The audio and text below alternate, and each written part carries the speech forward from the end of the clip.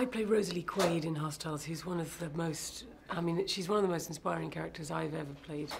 And it's interesting that the people who see the film also seem to be very touched by her courage. You know, she's inspiring because she suffers an unbearable tragedy at the beginning of the film. It's a tragedy that is probably most people's worst nightmare.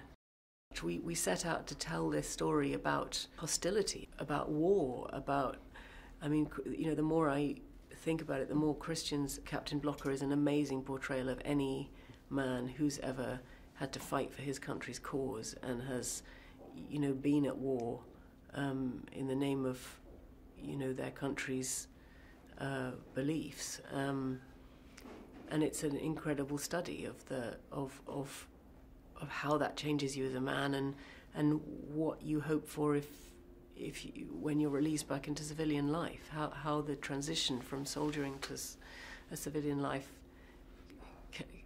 can happen for a man like that.